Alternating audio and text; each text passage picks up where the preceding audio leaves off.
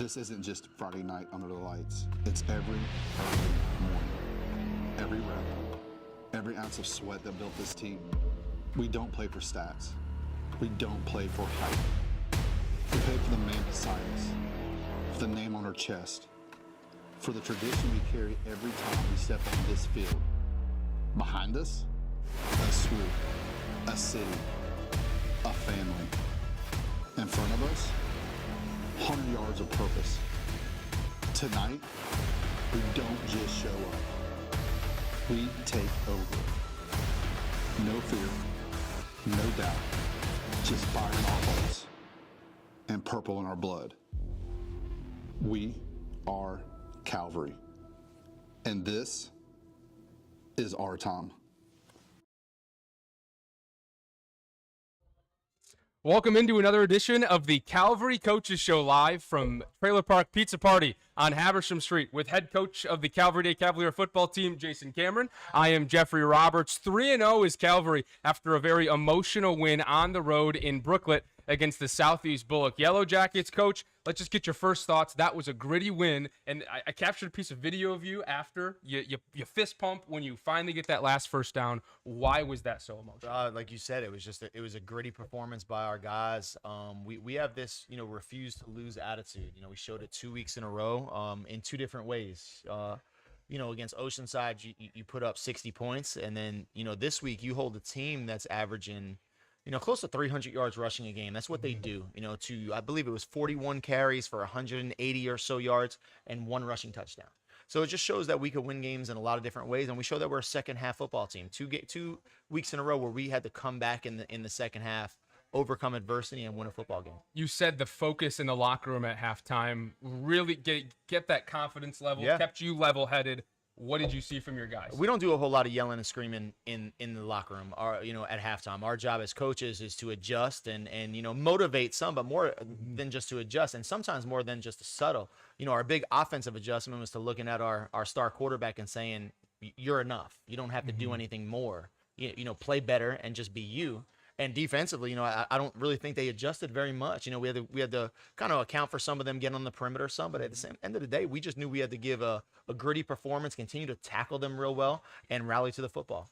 Well, for offensively, 158 pass yards, 209 rush yards, another very balanced attack. That's more than 1,200 yards on offense you guys have. That's just under 600 in the pass game, just over 600 in the rush game. What about that balance have you liked through 3 games? So that's what I said. We're a different football team this year with the ability to spread the football out. We're an unselfish football team. If you were in our huddle at the end, and we're going to hear from Jalen in a bit, but Southeast Bulloch just called their final timeout, and we're trying to run the clock out. And I was kind of thinking what to do. Looking at a play sheet, I had 11 guys started by Jalen say, "Give the ball to Zay." And I just looked and said, all right, well, that's what we're going to do, and he ran the ball out for us. So it just shows that we can spread the ball out a bunch, and we're super unselfish. We really do not care who gets the credit as long as the job gets done. Before we get to Zay Middleton, a junior running back, and what he did late in that game, just some of those numbers, as you mentioned. Jalen Hicks, 9 catches, 99 yards, and a touchdown. He now has 16 catches on this season. He's been big for you. MJ Knight, another 4 catches for 52 yards. He is second on the team with 13 total catches. But then you go to Zay Middleton, a guy you threw in there in the backfield. He touched the ball 11 times and is up over 100 yards on the night. What did he do as kind of a kickstart in that second half? Yeah, it's just a little bit of like a thunder and lightning. I don't want to take away from Caden Jones's performance because he pounds that ball in the first half. Caden Jones is 5 foot. Touchdowns too. Oh yeah, I think he's got 6 on the season. So he's 5'10", 205 pounds. So he is. You don't want to tackle him after a while. And then we kind of come with this, rocket out of the backfield with Zay just like hitting these holes so hard.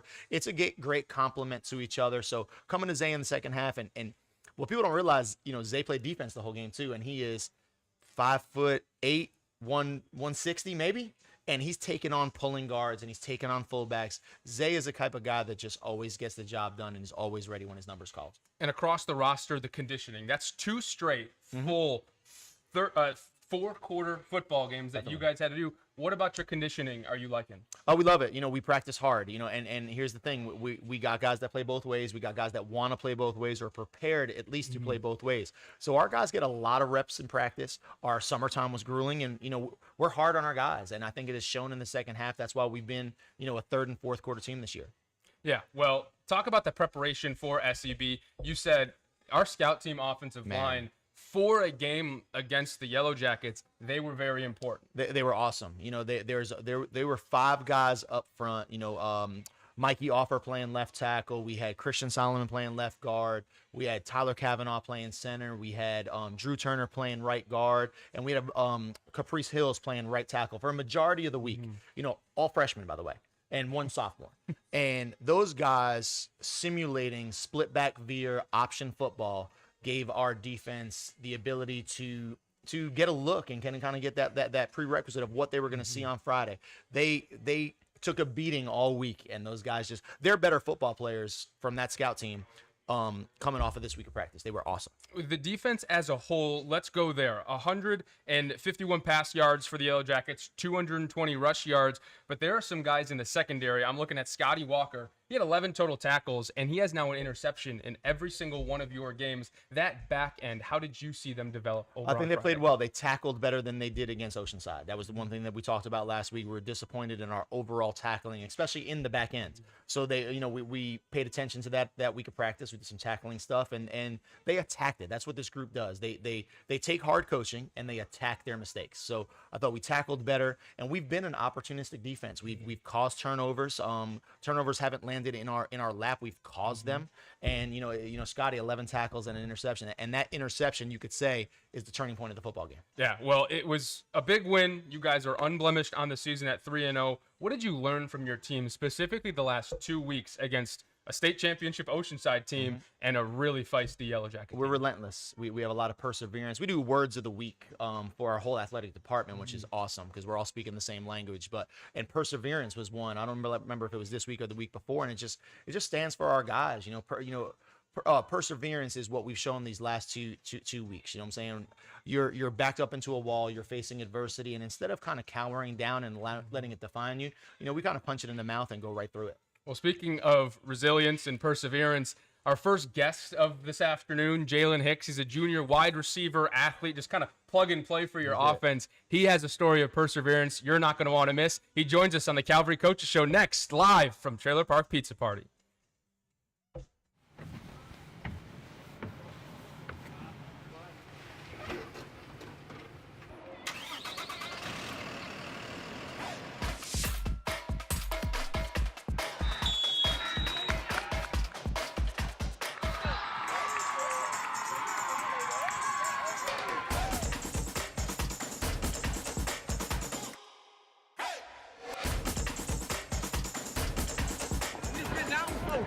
You know what this is. Come on.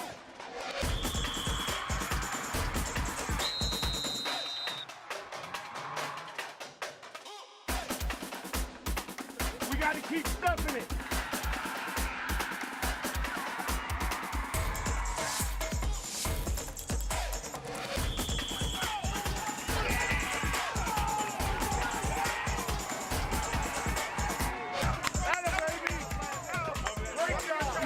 Refuse to lose personality. That's how we fight. Hey, guys, we want to win. Another team win, and we're going to go on to the next one, man. Back out next week.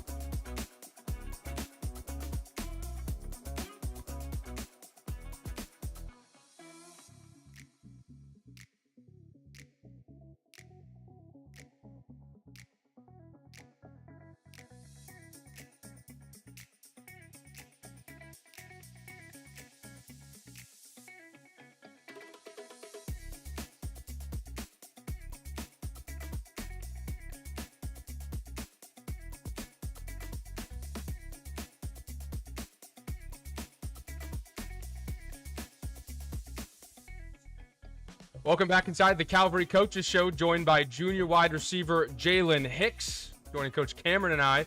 Jalen, 3-0. You and the guys are rolling right now. Just tell us a little bit about the start of your junior season and, how happy are you with where you've started? Yeah, I'm very happy with the way we started. I think we wanted to win. We expected to win. We never thought we would lose.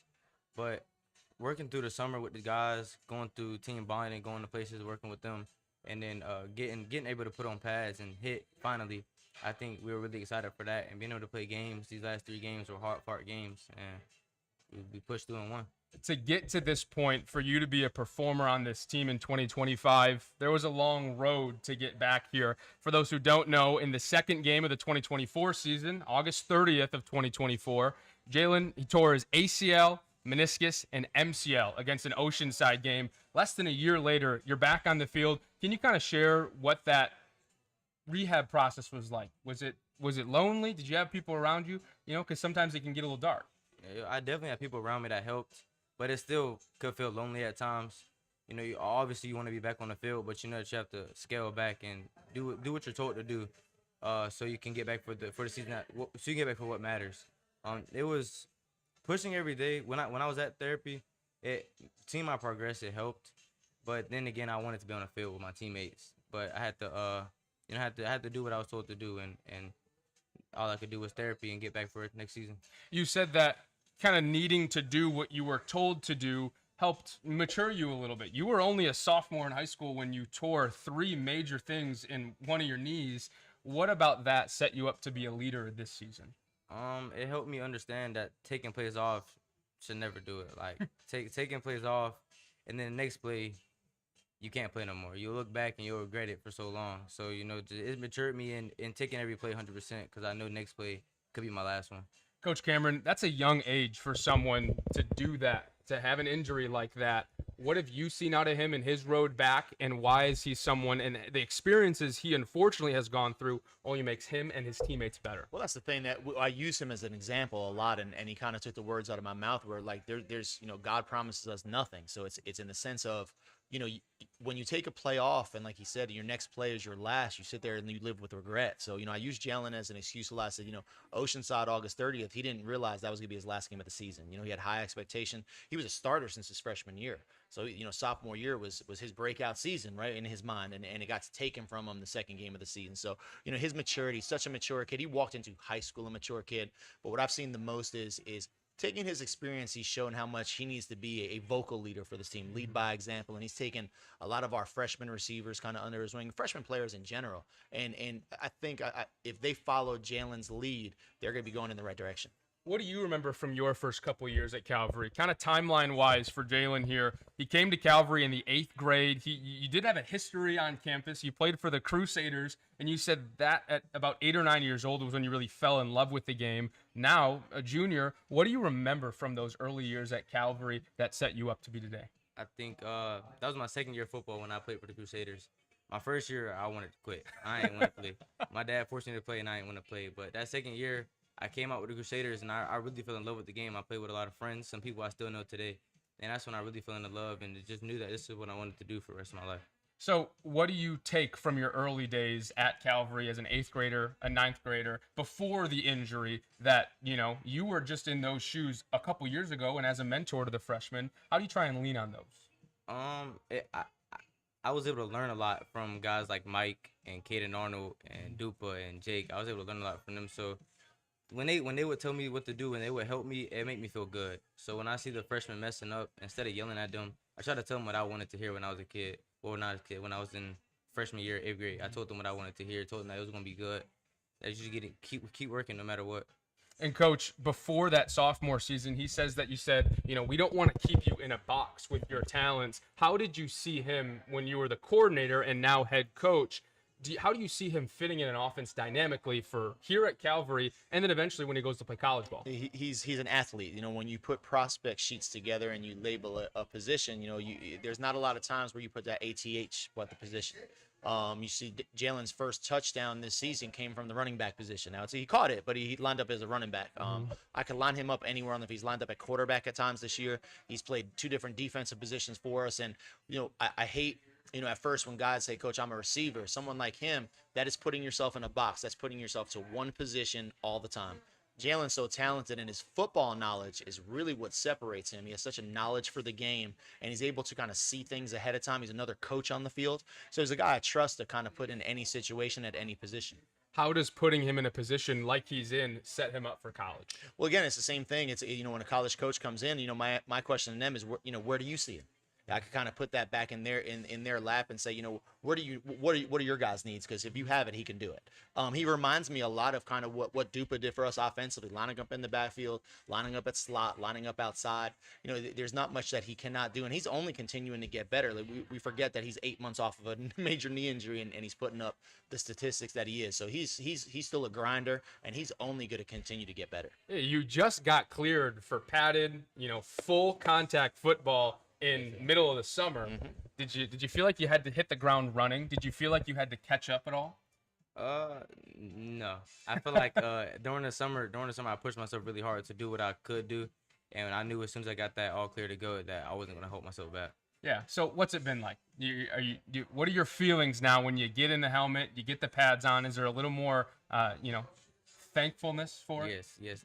Last year sitting out the whole season, it made me realize how much I really loved the game. Going into sophomore year, I was didn't know how much I liked it, and then when I was sitting out and I couldn't play, it made me realize like this is really what I want to do. Are you thankful that he wants to play football? Oh, definitely. We're a better football team when Jalen Hicks is out there playing ball for us. I remember something he told me.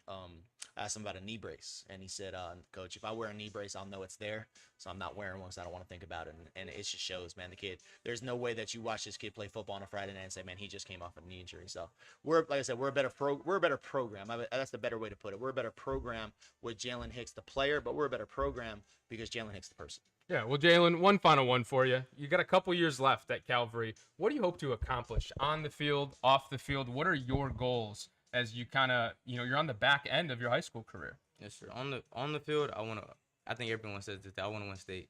I want to get closer with my friends, closer with my guys, and I want to win state. And I want to do that this year and next year. And I think we can do that.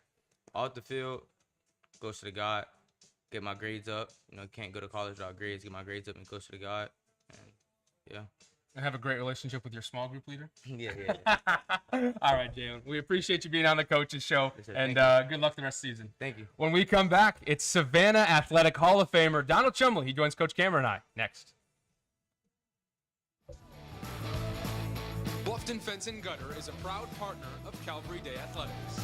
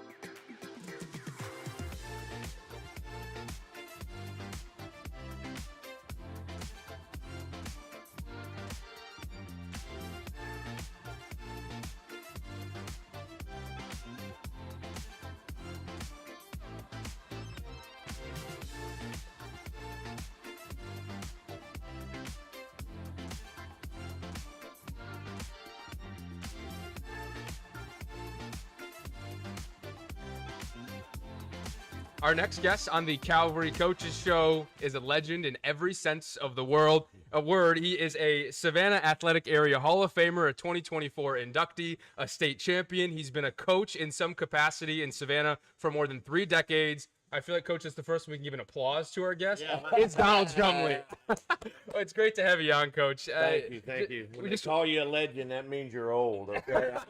No. What do you say? You're younger than my dad. So we were talking about that yesterday. So you've been doing it for a while. But just the journey, it's led you to Calvary Day. But, let's go back. You start more than 30 years ago. You weren't.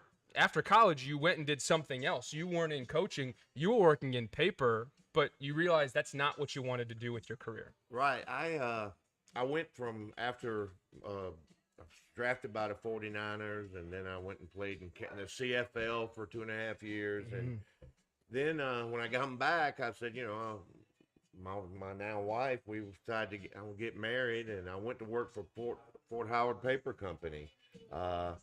And had a great job, but I just was not happy doing what I was doing. She recognized that, so I then had some people that wanted me to talk to Benedictine Military School, and I went there and talked to them, and they put me to work as a community coach when I got my teaching certificate, and from there I go to Benedictine. I go to 11 years as defensive coordinator, and then I went to Savannah Christian for 15, and then lo and behold, now I'm back at Calvary after a little brief stint in public schools at South, and I got a call one day, and I was semi-retired, thinking I was going to retire again, and I got a call from one of my former players, and lo and behold, he's the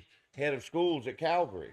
And he played for me at Benedictine as a player, and then he was my offensive coordinator at Savannah Christian, and he painted a vision. He told me what he was looking for. He said, at Calvary, I want us to try to be the best at everything we do. And he said, that's academics, fine arts, and athletics. I want us to be the best, and I don't want to have to apologize for trying to be the best. I mean, you ain't often as a teacher, educator, coach, you hear that. And I said, hey, man, where do I sign up? And so I'm going on my 4th year, and I've been truly blessed to be here. And Calvary has been really good to me, and I'm just thankful to be here. We'll get into what this role has meant to you in your long history of being around the game, but going back to your days, you graduate from Groves High School. That's heart of Savannah. You go and play for the Bulldogs. You were drafted the very last pick, Mr. Irrelevant. By the 49ers, You still wear that with pride that you were Mr. Irrelevant? I do, because I'm telling you, that was I had an awesome time. I got to go on trips and do this, and everything was great until training camp started, and then I realized just how tough it was going to be. But it was a great time. I don't have any regrets about, and I was very fortunate after that to get to go to the CFL and play. I try to tell these kids all the time, and Coach does too, that, one thing's for sure, you can't play football forever. You can't play sports, but especially football. It's a small window. And like Jalen said, and like Coach says, any day it can be over. So get the most out of it, and don't have any regrets. And I don't. But I can honestly say I've had more. It's been more gratifying being a coach, working with young players. It's been more gratifying than it was as a player. I mean, I just feel like I make a bigger difference as a coach than I did as a player. When you got your first coaching gig at BC, that led to your first head coaching gig at Savannah Christian. What did you take away from playing days that really were your pillars of how to lead men instead of kind of be their counterpart? Well, I think you tend to be the kind of coach, you coach the way you were coached. And I was coached by some very tough, hard-nosed people, very good, great coaches. At the time, I was like, man, these guys are a little bit off the tilt. You know, they were very hands-on, very tough, very rugged, but those are the same coaches that I still go back and see today. The guys that demanded more from me and pushed me and did, and I think you kind of coach along those same lines. But at the same time, I found out after being a coach for a while that X's and O's are part of the game, and it's the fun part of the game. But you can learn those. It's more about building relationships. It's more about communication. How do you get guys to do what you're, teach them how you want things done, and then are you smart enough to realize that they're good, they can do this? So sometimes you just got to do what they do best, not necessarily what you want to do. And so I've learned a lot, and I'm still learning. I'm very blessed to be around some great young coaches right now that coach as at Calvary. These guys are good, and they say they get some things from me, but I'm still learning from them. I learn from these kids every day, just how, they're all unique. And Coach Cam does a great job with giving them what they need, the tough love when they need it, and then the nurturing, the love when, you got to nurture some more than others. You got to give some more tough love than others. So all that's a learning process. It's a learning for coaches, and I think you're always learning, not only the game, but you're learning about kids. Well, Coach Cameron, we'll go to you now. When you are in Savannah coaching at Jenkins and he's at Savannah Christian, what were your experiences? Did you guys cross paths? I hated it because every time we practiced something all summer long, and then he came out in something different. So I hated it. But no, we had some battles when I was at Jenkins with Coach. You always knew you were going to play a physical football team, a well-coached football team, and it just showed. When you talk about, I think when he's sitting there talking and he's talking about learning, we have a little screen here, guys, and we kind of scroll and seeing all of Coach's accomplishments, but he's still here talking about learning from young coaches. It's why he's been in this thing for 30 years. It's why he's still relatable to 15, 16, 17-year-old kids in 2025, just as he was in 1985. You know what I'm saying? It's just him. He makes our staff so much better. He's this gruff and tough guy, but in the coach's room, he's probably one of the funniest guys out there. And I'm super thankful he's part of our staff. What kind of an asset is he for you? Not only X's and O's when he gets to work with your athletes, but for you as a coach who is still learning. It's just another person to lean on. We talked about Coach Stroud when he was on the show, and I would be a fool not to lean on this man.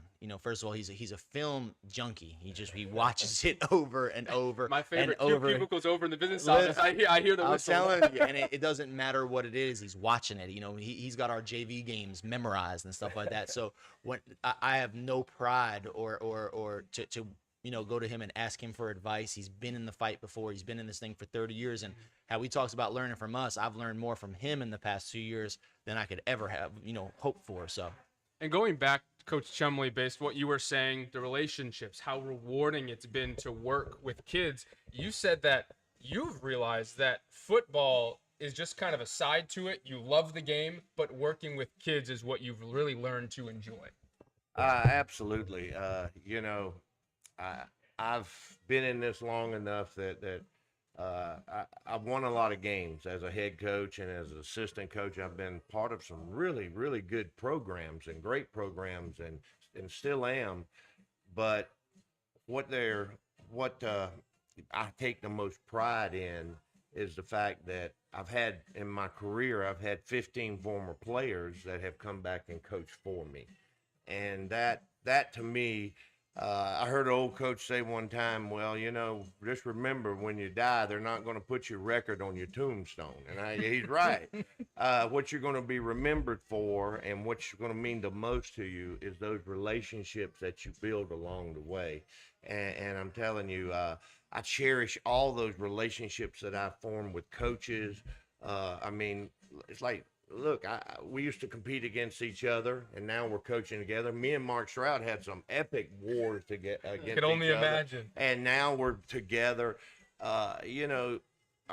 I'm living proof. Never say never. If you ever told me that a Groves High guy that graduate from Groves High School would end up 11 years at Benedictine, then at 15 at Savannah Christian, and then finish up at Calvary, I mean, you know, number one, I didn't think Calvary would ever welcome me like they did, but they have, and I'm so blessed and thankful. But no, it's you build the relationships and you cherish those relationships. That's what matters.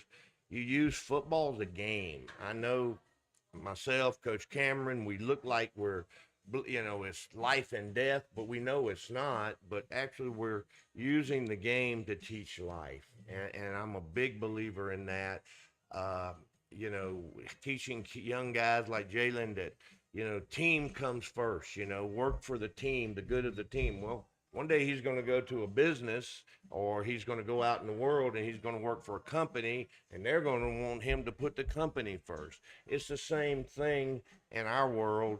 We want kids to learn to sacrifice, commit. You know, again, it's just a game, but those lessons they'll be able to take with them forever. You said, speaking of lessons, one thing that I think stood out to me in our conversation yesterday, you said a lot of my trophies and accolades are up in the attic, but you have pictures of you and former coaches and players in your home. You talk about the different stops, BC, SC, now Calvary. Why is this a unique experience for you? You're not a head coach, you know, you're not a coordinator. You get to really focus on relationships. Why is that important?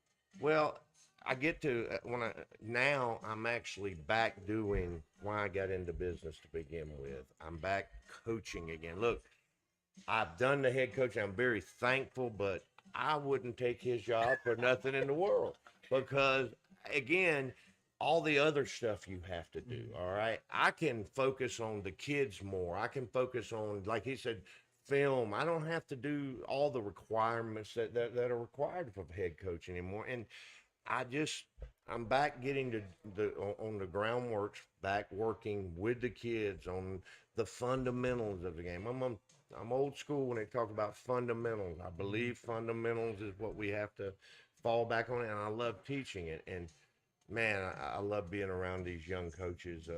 They keep me young. They keep me along with the kids, and I'm very blessed to be at Calvary with such good coaches, such good kids. And again, I wouldn't, and also I don't know how to do nothing else. If I had to work in the real world, I would probably starve to death. So paper for a while. Yeah, well, I don't know. I got to do this. Yeah, but I didn't ever say I was good at it. Well, Coach, you also said your current head coach, Jason Cameron, you see a lot of yourself when you were younger in him. Can you elaborate? Oh, I don't know. I know he don't want to hear this. I know he doesn't. But he reminds me of me 20 years ago, 25 years ago, when I see the energy and passion that he takes to practice every day, not just on the sidelines Friday night. You know, people say, you know, you're not one of them coaches that are laid back on the sideline, and said, no, I'm high energy. I said, he's high energy. Okay. Believe me. But to watch him do it, to watch him, how he always is positive with the kids, and he's such high energy. They feed off of that. I see the kids feeding off of him. I used to do that 20 years ago. Now I have to pick my spots, okay? But no, when I see him, he's so much better than I was at his age, not only teaching kids the game of football, but he's also teaching them about the importance of everything else, the academics. I mean, how you behave, on, off the field. He's constantly developing good people. And that's what since I've been at Calvary, I can honestly say that Coach Stroud first and now Jason, they have really, you can see them developing great young men. Not, necessarily just football players. We got them, but also better people when they leave. And I'll give him the same compliment that I gave to Coach Stroud. I have a grandson now, my first grandson. All right, I have my only grandchild. He's the kind of coach, like Coach Stroud was, that I want grandson to play for. I would not let him play for some coaches, not, around. That's the kind of guy, because I know he's going to teach them more than just the game. He's going to make them a better person. And regardless of how good he is, he's going to treat them with respect and dignity, and he's going to push them. And so that's the biggest compliment I can give him. Coach Cameron, aside from just liking and loving the game of football and wanting to work with kids, why does hearing something like that make you want to keep going? Well, that's the ultimate compliment for me. Is just talking about how we're shaped young people, and coming from somebody, I hope I could be half the coach that Coach Chumley was. So that's the ultimate compliment for me. Changing young people's lives, or maybe saying impacting young people's lives, are way more important than any win I've ever gotten. So, and I've said that probably since I've gotten into this, and while I'm still in it. And when winning and losing is what defines me, is the day that I quit. It's just facts. That's just the way I'm built. That's the way I was raised. So, for him to give me that compliment, is more important than him saying I'm offense this, defense that. Well, Coach Chumley, before we let you get out of here, because I do hear you watch a lot of film in that business office, let's talk some ball. The first 3 weeks of the season, what have you seen from your defense and team as a whole? Well, what I see is, number one thing is, we are not probably as physically gifted as we've been in the past on defense. We have some very good players, but we're young. But what I see is tremendous effort.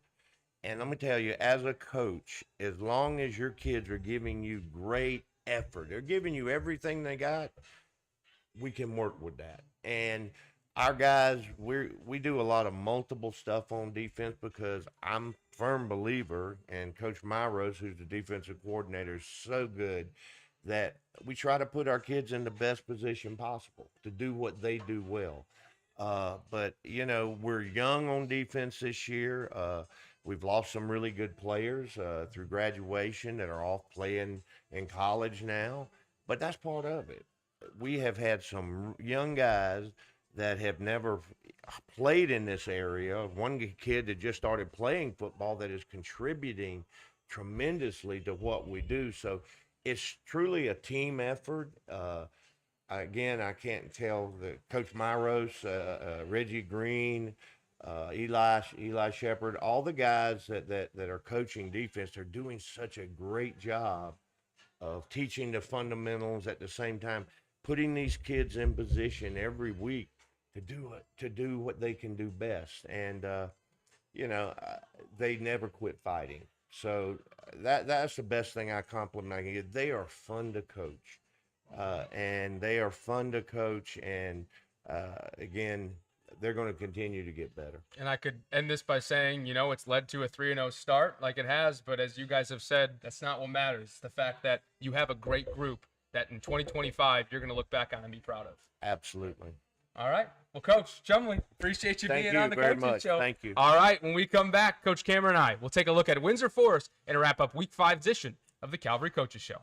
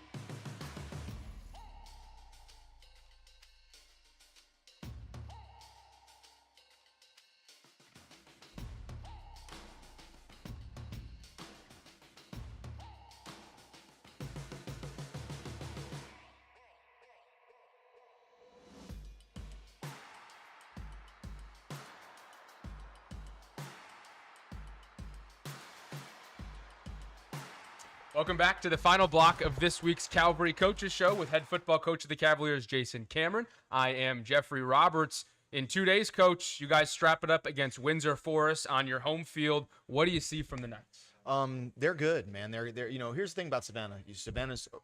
We have a lot of schools. They're going to be athletic. They're going to have guys that can run. Super prideful program. Windsor Forest has always been, since I've been here since 2011. They're a prideful program. They're going to come out and they're going to play hard, and they're going to come out punching, and they're going to want to win a football game. We're going to have to continue to play really good football. We can't, make silly mistakes or beat ourselves, or we're going to be in for a dogfight in the second half.